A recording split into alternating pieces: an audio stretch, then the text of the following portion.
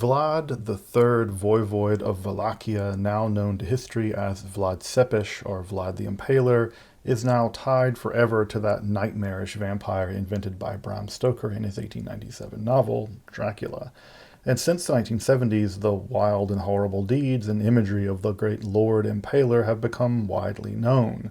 Indeed, the tales of the historical Dracula and the vampire Dracula have now been fully integrated since the 1990s, especially with films like Francis Ford Coppola's adaptation of that novel. But what are the origins of this bloodthirsty, sadistic tyrant image of the historical Dracula that most of us know? How did Dracula become Dracula? Let's go back to some of our earliest sources to appreciate how anonymous pamphlets, perhaps even just propaganda, have shaped our understanding of Dracula in that first few decades of printing, and how these pamphlets have created the image of Vlad the Impaler as we all know him, and further why the politics of the 1460s might give us pause in simply recounting all these horrible tales, as lurid as they are horrible, as simply historical facts. Make sure to subscribe here to Esoterica for weekly explorations of topics in esoteric history. And if you'd like to support the work of providing evidence-backed, free, and accessible content like this, I'd hope you consider checking out my Patreon or some of the cool merch we have here available on the channel. If you're new to the study of esotericism, make sure to check out my study guide, which will give you a reliable lay of the land for really solid material for understanding this field. And if you're interested in actual historical books and topics of the occult and the mystical, check out our bookstore over at Esoterica Rare Books. You can find all those links in the description and in the pinned comment below. But now, let's turn to the historical origins of Dracula. I'm Dr. Justin Sledge, and welcome to Esoterica, where we explore the arcane in history, philosophy, and religion.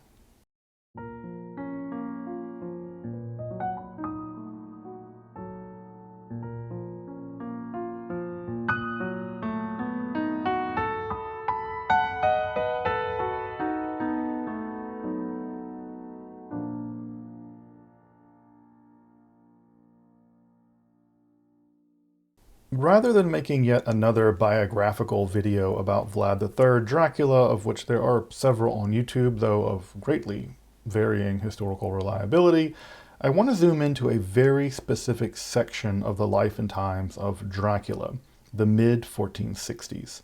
By this time, Dracula's brief first reign from October to November of 1448 was well behind him. He would then be exiled to Moldavia and Hungary from 1448 to 1456. Indeed, his second reign from August of 1456 to July of 1462 would truly be the period where he would come to be known as Vlad the Impaler, before his subsequent arrest and detention by Matthias Corvinus. The following year would see Corvinus recover the crown of Hungary from Frederick III, and the publication that gave birth, in a real sense, to the Dracula legend. All the while, Vlad III himself was basically being kept on a leash. He was married into the Corvinus family, all the while preventing him from plunging Hungary into an open war with the Ottoman Empire, which they certainly didn't want, at least not at that time. And further, to keep him as a card up the sleeve of the Hungarian crown as a potential future legitimate ruler of Wallachia, assuming his brother Radu the Handsome was ever expelled, and as an excellent field commander for future battles in the region. Indeed, Corvinus drew up alleged fake documents that made it seem like Vlad was colluding with the Sultan against Hungary, probably to justify his detention to papal forces, who were basically subsidizing a crusade in the region against the Ottomans. But by 1463, the events that would make Vlad III the fearsome leader we all know now were really in many ways already a memory. The purge of the Wallachian boyars, the brutal raids on the Transylvanian Saxons, his defeat and execution of the pretender Don III, his devastating raids on the Ottoman territory, including the famous night battle of the 16th of 17th of June of 1462, all before his defeat and the installation of his brother, Radu the Handsome. Imagine you get to be Vlad the Impaler and your brother's Radu the Handsome. But at any rate, he became the voivode by Mehmed II. But details of the reign of Vlad Dracula were beginning to make their way west, and what they told was truly frightening. The Dalmatian Bishop Nicholas of Modrus would actually see Dracula around this time, and he actually gives us one of our few eyewitness accounts of him as a human being, as a man.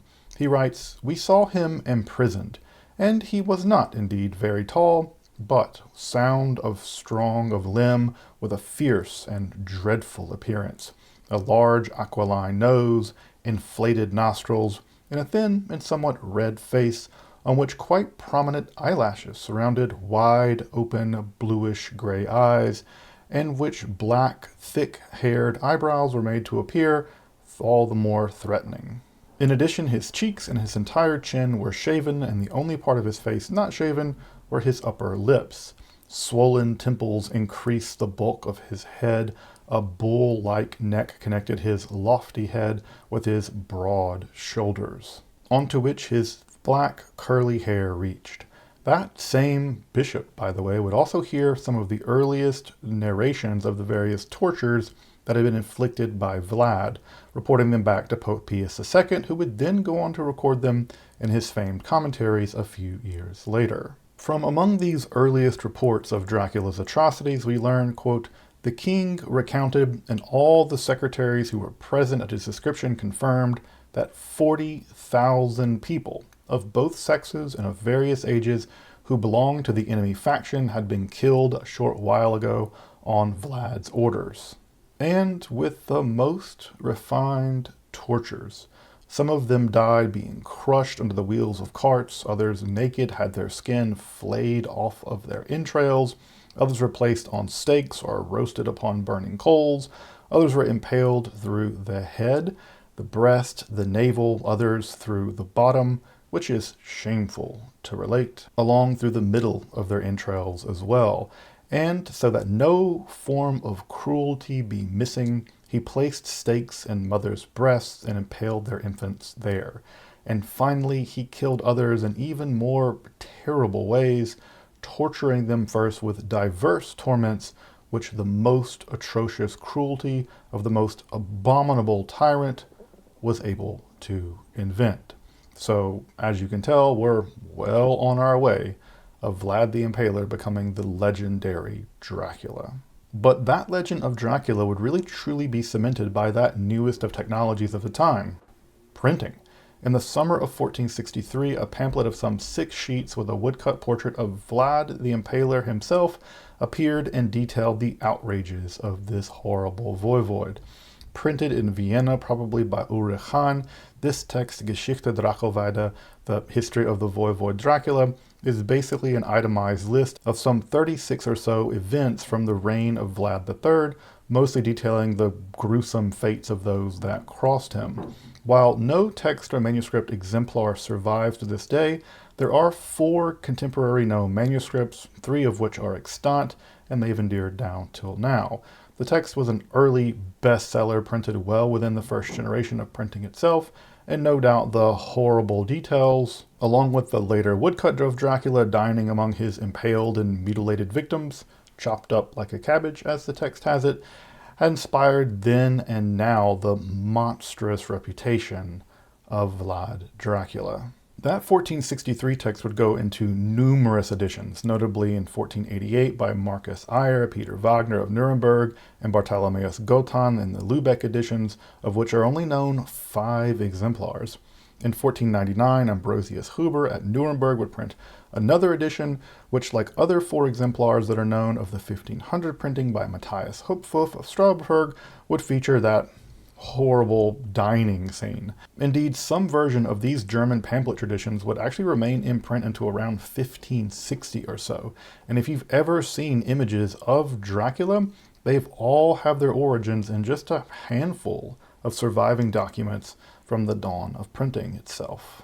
But what do we have in that original 1463 text upon which all the others are ultimately dependent? The text can be reconstructed from the surviving manuscripts, and as I mentioned a moment ago, detail 36 or so rather staccato, literally itemized, each one begins item, alleged historical instances from Dracula's reign.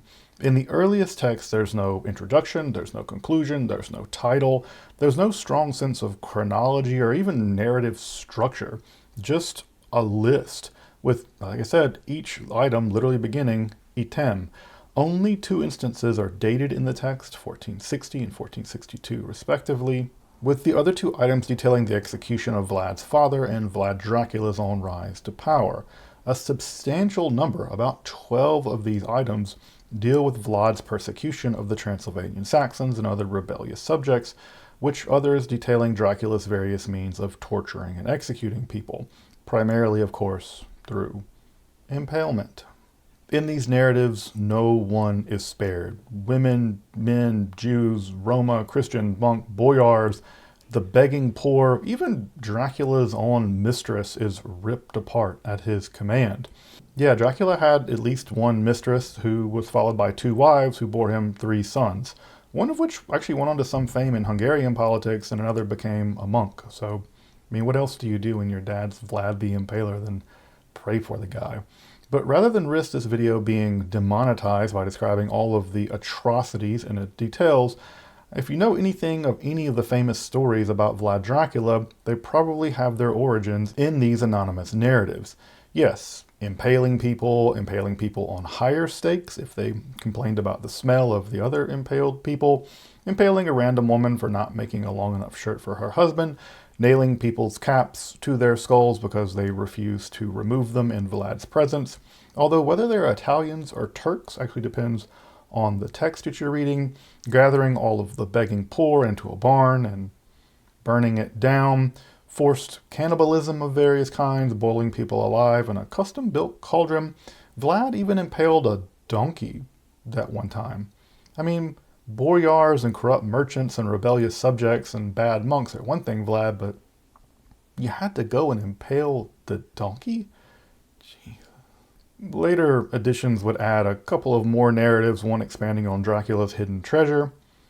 Yeah, you knew that was coming. There was going to be treasure in this.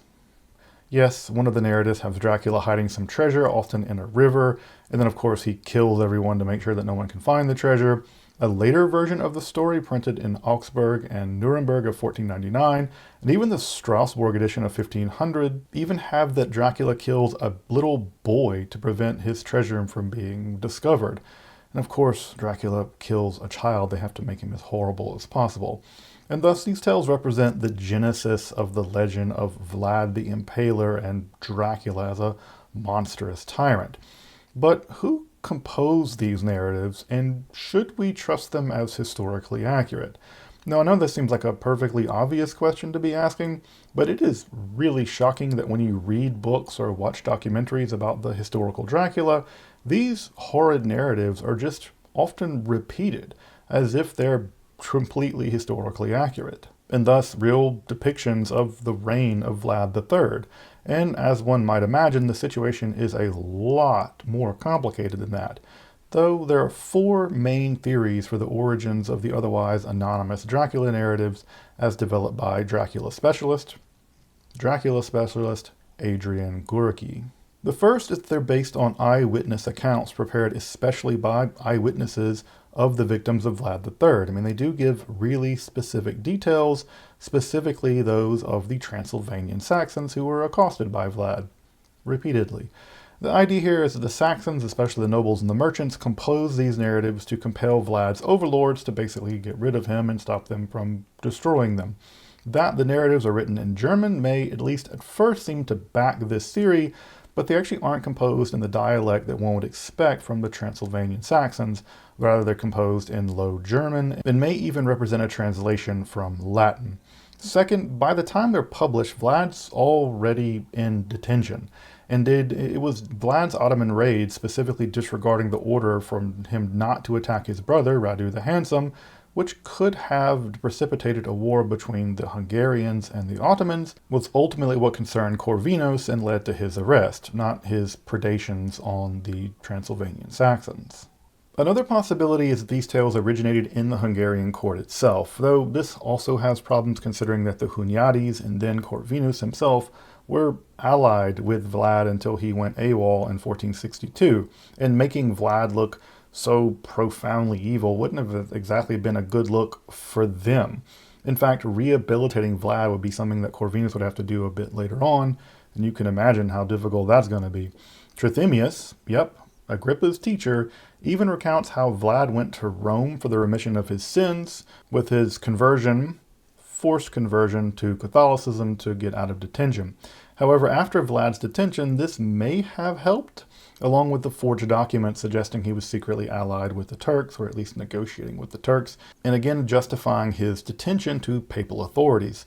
So perhaps these grisly tales were leaked to the press in order to justify while an otherwise singularly successful enemy of the Turks was being detained by the Hungarian crown for doing just what the Pope had commanded Christians to do. Another possibility was that the Dracula narrative was developed in an ecclesiastical setting before being eventually transmitted to printing over in Germany, and the specific focus on monks suffering all kinds of torture and murder in these tales might be salient here. Finally, the narratives may just have originated within indigenous Wallachian opposition to Vlad. While Dracula had long remained and is now considered still a national hero in Romania, Vlad III's rule in Wallachia was polarizing, and certainly the learned elite, the mercantile class, and the boyars, etc., they all suffered pretty greatly under his rule. While Vlad certainly brought the fight to the Ottomans, he did so at the great cost of the civilian population of Wallachia, some of which he just impaled to intimidate the Turks. And when given the chance, his army did in fact desert him in large numbers, going over to Radu when given the chance. And thus the narratives of his predations may have actually had indigenous Wallachian roots as well. Of course, during Vlad's rise to power, he had various adversaries, and all of them would have had a reason to publicize what they took to be his horrifying outrages. And in the end, it's likely that these Dracula narratives just have several streams of authorship before being put into manuscript and then finally collected together around the time of his detention and the publication of the main pamphlets, perhaps again to reinforce the justification of just his detention. But once they hit the presses, they proved to be incredibly popular.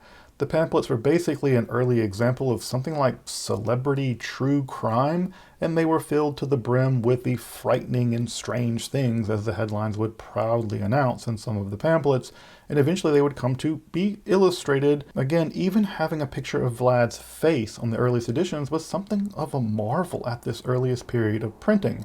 And further, by the time of publication, Dracula had already gained a reputation as a singular enemy of the hated Turks, and perhaps the public was just interested in his deeds more generally, especially when they found out they were absolutely horrifying. I mean, think about the kind of things people like to look at on the internet. Regardless, with their publication beginning in 1463, and especially with that gruesome dining scene that began to appear around 1499, Dracula's fearsome reputation was well on its way. But these pamphlets weren't the only avenue by which Dracula was coming to be known by the wider world through the 1460s. The mercenary and minstrel, Michael Bam, actually combined narratives from the pamphlets, narratives that he heard from a monk that is said to have escaped Vlad's rampages, along with other reports, to compose a song of some 1,070 lines, which detailed the vile deeds of the despot of Wallachia, as the song has it. This song greatly expands the Dracula narrative to include the Ottoman raids and the eventual invasion by Mehmed II, along with Vlad's alleged double dealing with the Turks, leading to his being saved, as it were, by Corvinus. In addition to just needing to be recorded in a modern version, why isn't this just an early music metal album? There's, in fact, a mistranslation of a line in this poem has led to Vlad's connection to vampire lore beginning in the 1970s. In their hugely influential studies on Dracula, McNally and Florescu actually contend that Dracula dipped his bread into his victim's blood based on a line of this poem. However, the text actually just says that he dipped or washed his hands in blood before his dinner table was brought to him. He just washed his hands in blood. Now, that's still pretty gruesome, but blood drinking it ain't. Now, another fun example of how this Dracula myth continues to grow, even being expanded by scholars centuries later. But please, can someone out there just make an album of this poem? Like, symphonic death metal style? Like Haggard. Haggard, can you make this into an actual record? At any rate, Dracula's reputation also grew across the Danube, as testified by the Greek historian Laonikos, who was actually an attendant of the Ottoman Grand Vizier Mahmud Pasha, and he provides additional insight into the life and times of Vlad the Impaler. Relying on one or several eyewitnesses, we're given more specific details of various instances from Vlad's reign, and this allows us to compare this with those anonymous German pamphlets. Indeed, some specifics about the famed night battle, the horrid forest of the impaled, which measured 1 by 3 kilometers, if you're wondering. Even a version of how he recounts that Vlad himself would sneak into the camp of Mehmed II, a tale that Laonikos considers fabricated by Dracula himself. And while he's depicted with the same sort of savagery as the anonymous German narratives, there's much more of a coherent sense of Vlad's political program in this account. Here, yes, we find a savage ruler, but actually one bent on destroying the unstable power of the aristocratic boyars and replacing it with loyalists for Vlad. Now, as Machiavellian as that sounds, it's still better PR than the German narratives, as much as they are narratives, which are just lists of cruelty after cruelty with no rhyme or reason whatsoever. To crib a man wiser than myself, say what you want to about the merits of Machiavellianism, but at least it's an ethos. Further, with a focus on the Ottoman invasion, we get some sense of how they viewed this Kazikli Bey, the Lord Impaler as they had it, especially in the final years of Dracula's reign. Further tales of Dracula also circulated in the East, especially in Russia. The apparent oldest such collection of narratives was only discovered in 1929 and is known simply as the Skazanie o Dracula Voivode, the Tale of the Voivode Dracula, and it was completed on February 13th, 1486, probably by the Minister of Foreign Affairs of Tsar Ivan III, Fyodor Kurizim. The narrative is actually fascinating because Vlad is now being depicted now as a cruel but just leader, one who hated injustice no matter who the culprit was, monk, boyar, peasant. And here we have the great story of how, for instance, Dracula would set up a gold cup unguarded by a famous fountain, and his subjects were simply so fearful that no one dared touch it because of his cruelty, or how money was stolen from some merchants, and when Dracula returned all of the money, he added a single coin. And had the merchant not mentioned that extra ducat, Dracula would have had him impaled along with the thief. You know, just Dracula things. This text is fascinating in that the Dracula narratives are brought within a single political ideology, which the text basically wishes to institute in its native Russia. It's a kind of mirror for Prince's version of the Dracula story to institute a kind of brutal yet just autocracy. And as it turns out, Ivan IV, Ivan the Terrible, would be directly influenced by some of these narratives, and some of these narratives would be associated with Ivan IV, such as the inspection of bodies of returning soldiers. If you were wounded in the front, that meant you got promoted and got rewarded. If you were wounded in the back, that meant execution for cowardice. That narrative was taken directly from the Vlad Impaler narratives going all the way back to the beginning. So here we have the Vlad the Impaler to Ivan the Terrible pipeline. But taken together, how much of these early Dracula narratives are actually historically accurate? Of course, they're kind of fun in a grim way to recount, but should we simply be repeating them as historical without question? Well, no, of course not. Less than 50% of the earliest German narratives can be corroborated with other accounts. And let's not forget, these earliest accounts were probably written as propaganda precisely meant to make Dracula appear as evil as possible. So trying to get the historical Vlad is a bit like trying to get the historical Jesus by carefully comparing and weighing the various contents of the various accounts about them, for instance, of the Gospels. If the Gospels were profoundly evil and Jesus was a psychopathic tyrant? But what raises the question here is, was Dracula just a psychopathic tyrant, or was he rather a brave religious crusader against the might of the Ottoman Empire? The answer is probably yeah. Probably yeah. But as Radu Constantinescu has shown, the actual law codes employed in mid-15th century Wallachia, and among the Transylvanian Saxons for that matter, allow for most of these nightmarish punishments being doled out by Vlad, including things like mutilation and, of course, his old standby, impalement. For commercial crimes like those committed by the Saxons, or sexual crimes could warrant exactly such punishments according to the codes of law on the books while Dracula was ruling.